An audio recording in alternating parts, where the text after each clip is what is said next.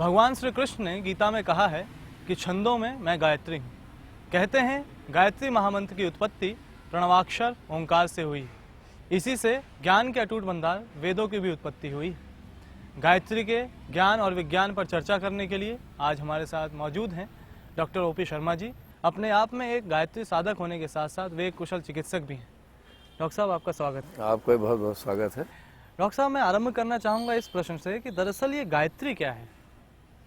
गायत्री को स्त्रीलिंग से संकेत किया गया है, लेकिन गायत्री का शाब्दिक अर्थ है प्राणों की रक्षा करने वाली शक्ति, और वो सविता की शक्ति को कहा गया है।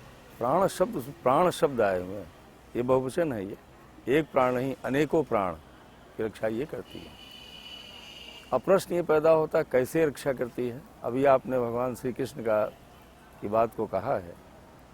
ये है छंद के रूप में एक शक्ति है ये, लेकिन जब किसी मार्गदर्शक के द्वारा, सद्गुरु के द्वारा इस शक्ति को लेने की बात बताई जाती है तब ये मंत्र बन जाता है। और वो मंत्र जब ज्ञान और विज्ञान के रूप में मार्गदर्शक के अनुसार साधक के द्वारा प्रयोग किया जाता है तो सांसारिक और आत्मिक दोनों लाभ मनुष्य को मिलता जाता है और उसका जीवन पूर्ण रूप से सफल हो जाता है। मतलब कि आरंभ में इसे हम छंद के रूप में देखते हैं, यदि हम इसे ऐसे ही जान रहे हैं, लेकिन कुशल मार्गदर्शक के या गुरु के माध्यम से जब इसे हम ग्रहण करते हैं तो ये मंत्र बन जाता है। मंत्र बन जाता है। डॉक्टर साहब, कहते हैं कि गायत्री महामंत्र पारस है, कल्पवृक्ष है, कामधेनु है, अमर फल है। ऐसा क्यों? बहुत सही। शास्त्र यही कहता है कि तुलसीदास जी ने कहा है कि पारस परस कुधातु सुहाई। कुधातु भी हो, खराब मेटल भी हो, लेकिन वो पारस ऐसे अमर फल के पास आने से अच्छी धातु बन जाता है। कहने का मतलब ये है कि कोई व्यक्ति भले ही शक्तिहीन क्यों न हो, लेकिन अगर शक्तिशाली के पास में आता है स्वयं में एक शक्तिशाली बन जाता है। इसी को पारस कहते हैं। और अमर फल ये अमृत का बोध करा देती है कि हम शरीर नहीं है, हम एक अंदर शक्ति के रूप में है और शक्ति कभी नष्ट नहीं होती। ये बात जबान में ना आकर के अंदर में बोध के रूप में आ जाती है। कल्प वृक्ष भी इसको कहते हैं। जैसा आपने कहा, शास्त्र कहता है कि जो आप कल्पना करेंगे वो मिल जाएगा। वास्तव में कल्प वृक्ष हमारा मन ही है। गायत्री महामंत्र मन को पवित्र कर देती है और इतना शक्तिशाली बना देती है, वही मन स्वयं देवता के रूप में कार्य करना प्रारंभ कर देता है। मतलब कि वह शक्ति निहित है हमारे मन में, उसको निर्मल बनाने की आवश्यकता है, जो गायत्री मंत्र के माध्यम से हम करते हैं। डॉक्टर साहब, गायत्री मंत्र के लौकिक और पारलौकिक लाभों से हम क्या समझें? वेदमूर्त अपनिष्ठ पंडित श्याम शर्मा आचार्य जी, जिन्होंने 24 लाख का प्रोत्साहन कर एक महान वैज्ञानिक के रूप में अपने जीवन में इन शक्तियों को स्वयं में अनुभव किया और जीवन में उतारा और उसके उदाहरण बन गए।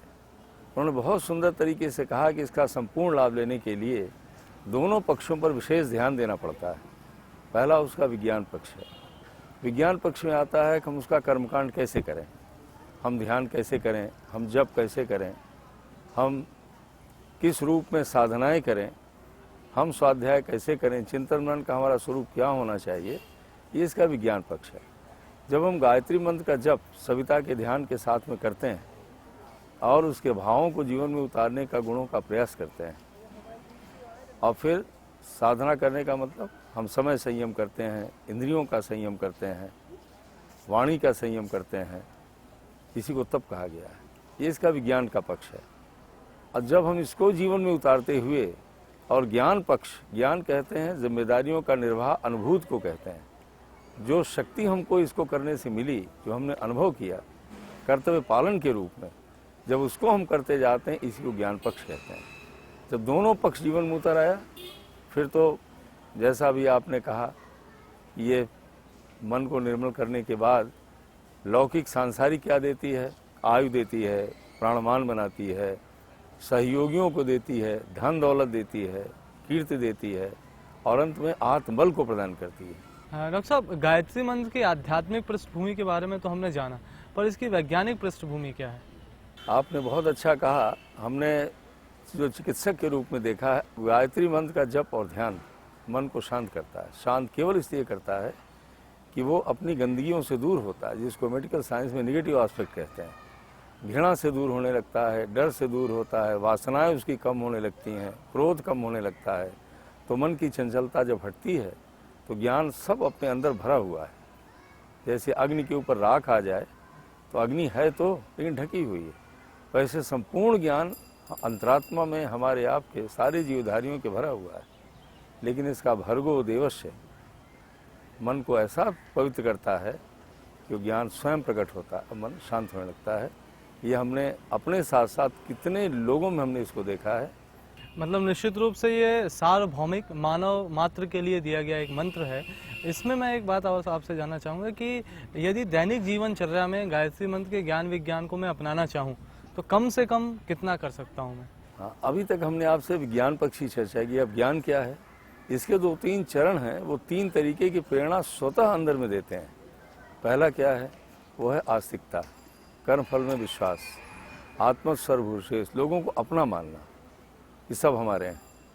जब हम कर्मफल में विश्वास करते हैं, मतलब अपने व्यवहार में ही हम विश्वास करते हैं और सबको अपना मानने लगते हैं, ये पहला पक्ष इसका है कि अंदर में स्वयं प्रेरणा देती है। जो उसको हम व्यवहार में उतारते हैं उसी को ज्ञान पक्ष कहते हैं कि हम अपनी जिम्मेदारियों को पूरा करने लगे हैं। दूसरा क्या है, आध्यात्मिकता। आध्यात्मिक कहते हैं आत्मविश्वास, अपने ऊपर विश्वास, अपने गुणों के ऊपर विश्वास, अपने व्यवहार के ऊपर विश्वास, अपने तपस्या के ऊपर विश्वास, इसी को आध्यात्मिक पक्ष कहते हैं। तो गायत्री मंत्र निश्चित रूप से आत्मबल को बढ़ाती है। क्यों बढ़ाती है कि अंदर में ये एक शक्ति देती है समीक्षा करने की, समीक्षा और सुधार।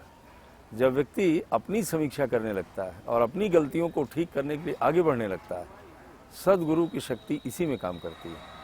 सदगुरु एक प्रेरणा के रूप में आते हैं। परम पूज्य गुरुदेव ज्ञान शरीर के रूप में है।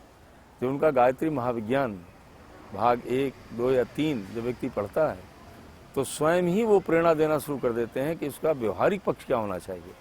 क्यों, गायत्री एक पारलौकिक शक्ति है। क्या मतलब, मेटाफिजिकल पावर है। ये आंख से दिखाई नहीं पड़ती।